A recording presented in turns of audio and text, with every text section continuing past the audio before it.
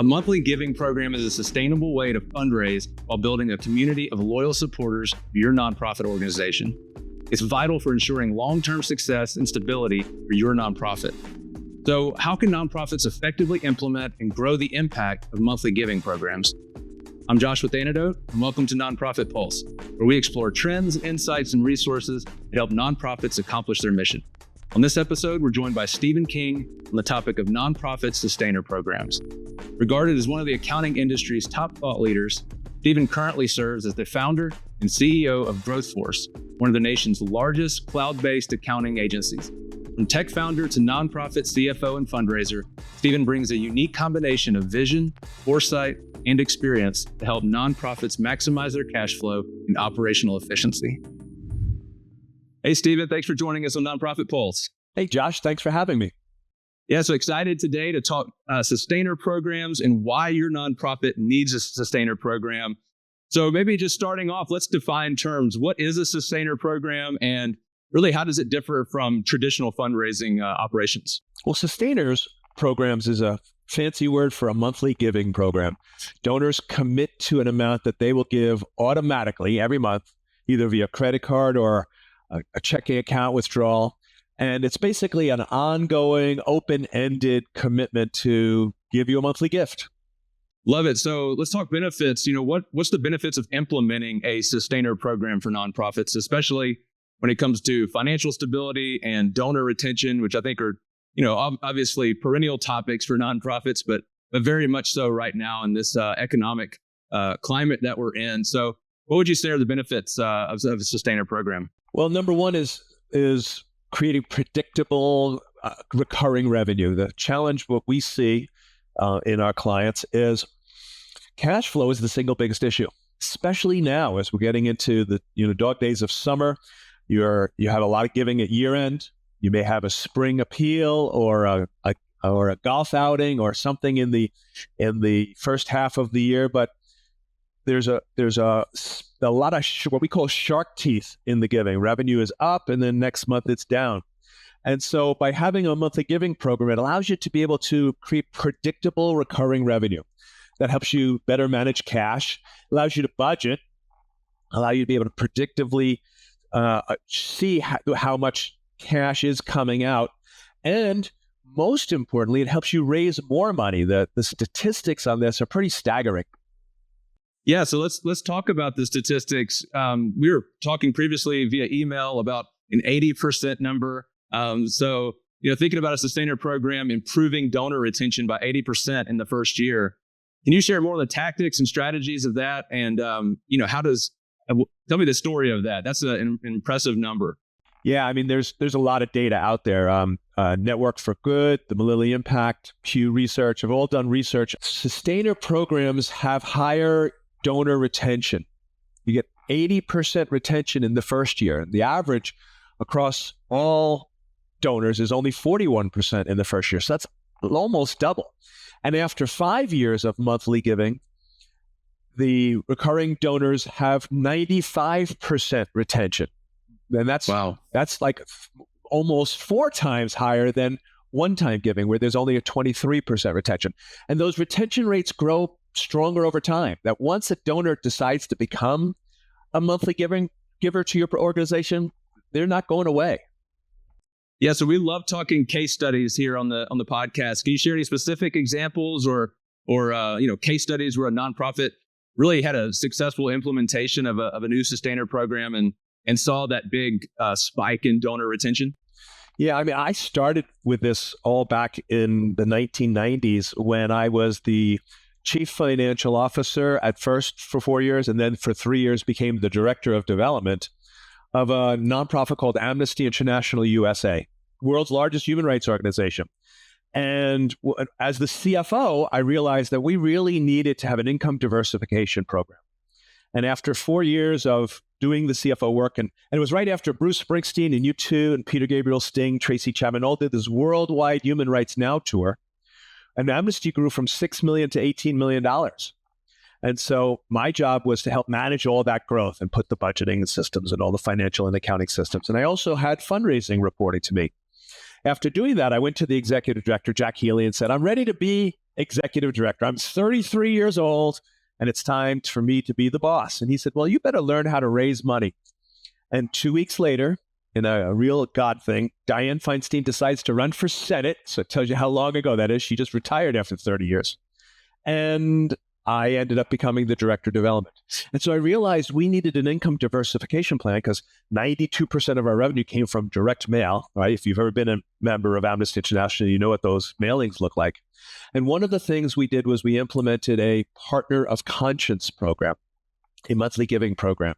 And what we found was that for certain donors, it was really attractive for them to be able to make it extremely easy to be able to give a monthly gift automatically out of their bank account and know that we are not going to be sending them a lot of other mailings and be part of something special, get some insider information. And, you know, it's 2024 when we're recording this, and 35 years later, I'm still giving them $100 a month. I love that. I love that. And really just what a story of impact for that organization that is still making a huge difference in the world. And a lot of that came out of a sustainer program that some may see as, oh, it's just a shiny object for us, or, oh, we tried that and it didn't work. But let's kind of shift to thinking about challenges that nonprofits are going to face when implementing a sustainer program, and really how can they overcome these? So what are some common challenges you see out there, Stephen? Well, the first, you really have to have a plan, and starting with a brand strategy. You know, it really helps to create something special. You know, establishing what this group is, giving it a name. You know, we've got a client called Wheelchairs for Warriors. They created a monthly giving program called Touch 22. They gave it that name because every day 22 veterans take their lives. And so by setting up a monthly giving program where donors can give $22 a month, it not only raises money, but it helps raise awareness of a daunting statistic. And so, you know, by creating a name first, it allows you to understand what this is, Partners of Conscience. You know, we have another client at the Village Learning Center has implemented the Village Builders, right? So it's helping you begin part of something special. Maslow teaches us we all want to be part of something bigger than ourselves. And so the first thing is to help identify what is this program, what is it called, and give it a brand that's adjacent to your mission. The second is, what benefits are you going to offer? You know, if you treat your donors right, they will be faithful. So you want to look at including things like connecting with the community, you know, having access to leaders and be able to get insights into the programs, unique access or information that helps you show exactly how their ongoing monthly support makes a difference. You know, special events or volunteer opportunities, just allowing somebody to feel like they belong to something bigger than themselves, especially now so many of us have gone remote. We need community. So thinking of ways to connect like-minded, and then settling on some messages that will attract the donors. You know, the secret to everything we do is about helping show the donor the tangible result of their gift. And so what I love most about the monthly giving programs is it gives you an opportunity to put a communication strategy and do a storyboard and kind of outline, what are we going to tell our donors over the course of this year? How are we going to show them what we did with their investment? So the monthly giving program is not only a predictable cash flow, but it's also a way to build that connection with the donors, to be able to have regular cultivation mailings and acknowledgement mailings and stewardship mailings that will let them get connected to the organization in a way that's very difficult when you only have an annual gift. I love that. And thinking through just more about communications, you know, I'm a former communications director and have worked closely in communications and giving. And so there might be some bias here, but I would just say that communications is really, you know, everything when it comes to giving programs. Poor communication, peer brand work, as you mentioned, those are all hurdles that really cause friction and a lower conversion rate when it comes to giving. What can you share with us about how to effectively communicate about these monthly programs, these sustainer programs? Any tips or tactics that really land on the supporter, the donor, in a powerful way? Yeah, I think you said it well, Josh. I think you have to have a communication strategy first. I like to think of it like a storyboard. Anybody who's ever done a newsletter or has a blog or a social media strategy, outlines the messaging that you want to give in advance. It's the same thing here. And so what you want to be thinking about is, how do you communicate in your mailing, if you're doing direct mail, or emails, in your social media? And what are the opportunities to integrate that messaging into the other things that you're doing? How do you talk about sustained giving on your website, for example? Those are your best donors. And having that message linked everywhere helps you grab some of those donors when in the places they already are. For example, on your website, your donate button should have a sustained giving form, or use a pop-up if you have on your existing form to make it easy for someone to be able to opt in with a recurring gift. And the statistics show that the best chance to convert one-time donor to a sustainer donor is at the time of their first gift. So when you're getting that first gift, use your website or whatever conversion tools you got, your email, your social media, your direct mail, to help convert those donors. This podcast is brought to you by Anedot. With more than 13 years of serving nonprofits, churches, ministries, campaigns, and schools, Anedot has processed billions of dollars in donations. That experience has guided us in building tools that save your organization time and money. Join more than 30,000 organizations and increase giving today. Learn more at anedot.com. ANEDOT.com. Anedot. Save time and money with powerful giving tools. Transitioning to something you kind of alluded to in your answer just now, metrics. Nonprofits really need to measure what matters, but oftentimes it's confusing, or there's disagreement on the teams about what should we be measuring, what should our KPIs be, or just even in general, just what metrics should we be looking at? So what key metrics would you suggest for nonprofits to track and watch for their sustainer programs and growing those programs? Well, first, I think it's helpful to understand some of the statistics and metrics that are out there in the industry about why this is so important.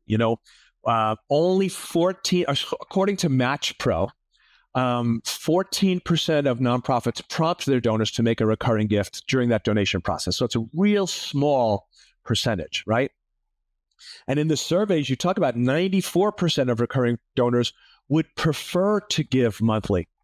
It makes it easy for them to budget, to be able to understand the where their money's going to and how much it's going to cost them. There's no surprise. It's like, hey, do we want to give a $1,000 check to this charity at the end of the month? Well, you don't have that at the end of the year. You don't have that in your budget. So, that the shocking answer here first is that you have a large number of donors who want to do it and a small number of donors who make it easy. So, but in terms of measurement, we do outsourced accounting for small nonprofits, for medium-sized nonprofits. And so it's all about data. Everything we do is about making data-driven decisions. So as you start to build your your sustainer program, you want to make sure that what's the criteria for getting someone to be a monthly giver? How will you activate those? And then how will you deactivate them if they don't continue to pay? How will you accept the payment? Is it a credit card payment, or can you debit their bank account? Because credit cards change. I seem to be getting hacked more and more. So I feel like one of the biggest lessons here is to use the bank debit instead of the credit card, so that you don't ever have to go chase the donors. In terms of your metrics for how you measure success of this, it's all about the donor's lifetime value, right? What is the lifetime value of your donor? So when you have somebody who is giving you a monthly gift, you're going to have a longer life with them. And so those donors should be captured and measured separately, so you can see, is the value of those donors going up? Then your second measure is looking at the retention rate. What is the turnover of those donors, and how does that compare to your regular donors? I also like to look at response rate. What's the click-through rates? What are the email opens on the monthly givers versus your regular givers? If your donors are used to getting meaningful program data, and everything I would suggest is in the first person. I wish you could have been with me at the top of the stairs when Mary Jo came to me and said, "I've got my son back. I'm so excited." Because they were taken away because they were in the homeless shelter. And now because of the homeless program, they were able to have their family back together, right? Those emails, those cultivation emails, will connect your donors greater than anything else. So looking at response rates is really important because that'll tell you how effective you are in that messaging. Because you don't need to do any solicitation in those emails. You're already debiting their bank account on the first of the month. So your emails get to be more targeted. And then what's the ratio of recurring donations versus one-time gifts and rates of upgrading people? Those are the things that we suggest most people look at. Just following up on that, it got me thinking about multiple sustainer programs depending on how wide your program portfolio is at your nonprofit. What have you seen with as far as success for nonprofits who are running kind of multiple sustainer programs at once? So for instance, you mentioned the veterans one. There may be another program they could launch on a sustainer program that's serving those who are just getting out of the military, and we want to serve 10 a month or 100 per month. How have you seen those work? Do you see them more as competing against one another, or is it really a tide that kind of raises all ships? I'm not seeing a lot of organizations with multiple sustainer programs because, this is not a set it and forget it program, right? You don't just turn on a sustainer program and you sign up your monthly recurring donors and then you don't have to worry about them. Like I mentioned, you really need to have a storyboard and a communication strategy where you're going to be showing them the tangible results of their gift. You gave us $100 each month, and here's what we did with it. You paid for one person to sit on the bus to be able to have one of our adults with learning disabilities to go to their job.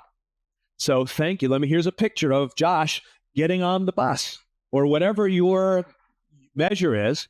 That's what that we like to focus on at GrowthForce is, showing the donor the tangible results of the gift. Most of our organizations, which, are in that $2 to $20 million in revenue, don't have the resources to have multiple sustainer programs, Josh. So I don't see a lot of that. And I think what's also key is less is more. Really focusing on doing a great job for the right potential sustainer donors. That's what I would focus on is, certain donors are more likely to sign up for sustainer programs than others. I would focus on getting that right. Yeah, I love that. And it just makes me think of how focused having your kind of primary one singular sustainer program that's based on kind of your core offering, your core program at your nonprofit that is connected to your brand, that is connected to your brand promise, and all of these things where it just creates this very clear and compelling vision of what your dollar is going to. Exactly. Because yes, it's going to the program, it's going to the nonprofit more broadly, but it's going to this core program offering that's helping people in communities. And I think that's just super compelling. Exactly. I completely agree. Keep it simple too, right? People are busy. So it's short. These are not 3-page emails. It's 3 paragraphs at most and just a picture. And just share the emotion, right?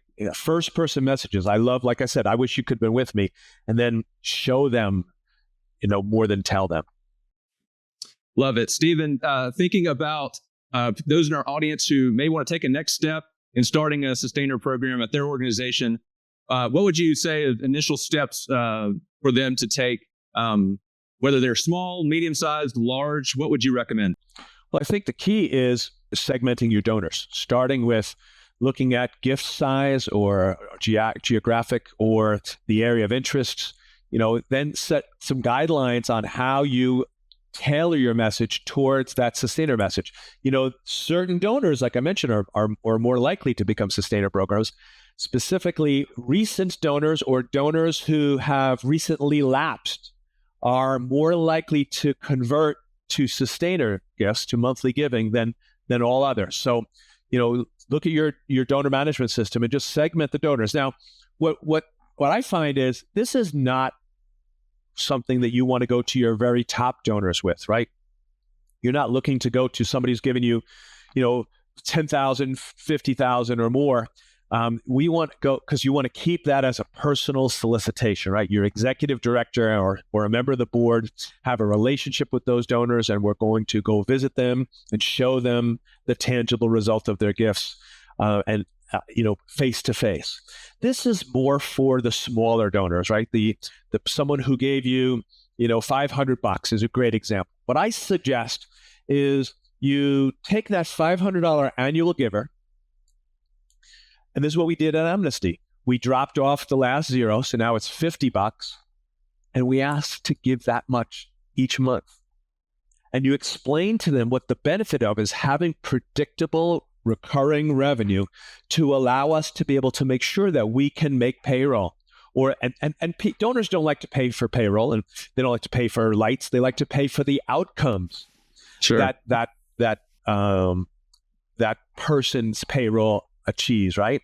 So, but allowing us to have predictable cash flow is something that everybody understands in order to make sure that we can make a commitment and keep it, and we can start a program and continue it to the end.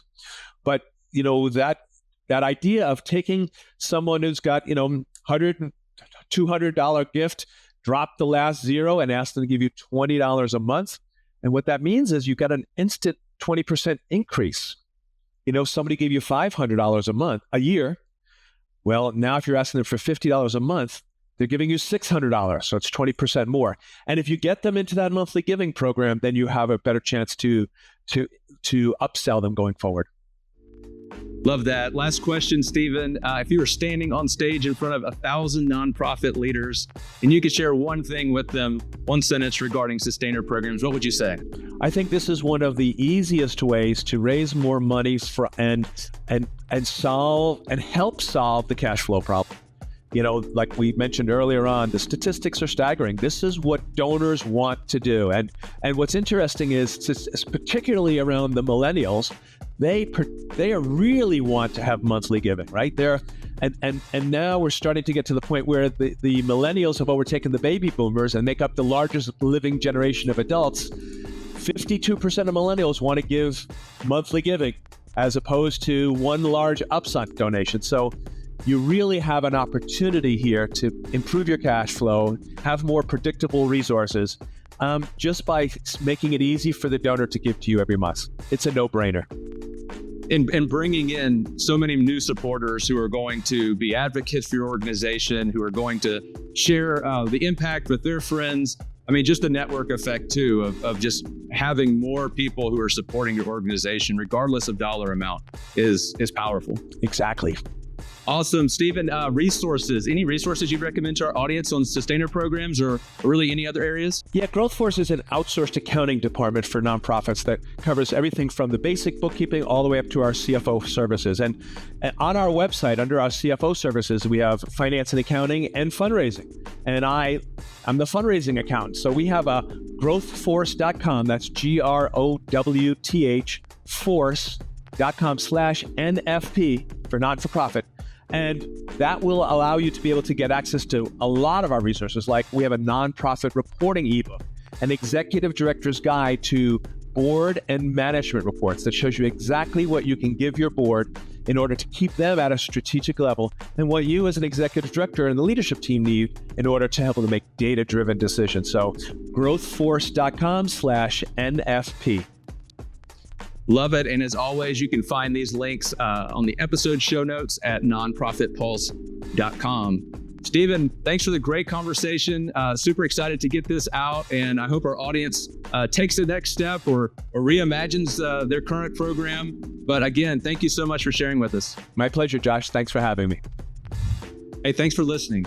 If you enjoyed this conversation, please share or leave us a rating and review wherever you listen to podcasts. Also, head on over to nonprofitpulse.com to sign up for our monthly newsletter, as well as check out all the links and resources in the show notes. We'll see you next time.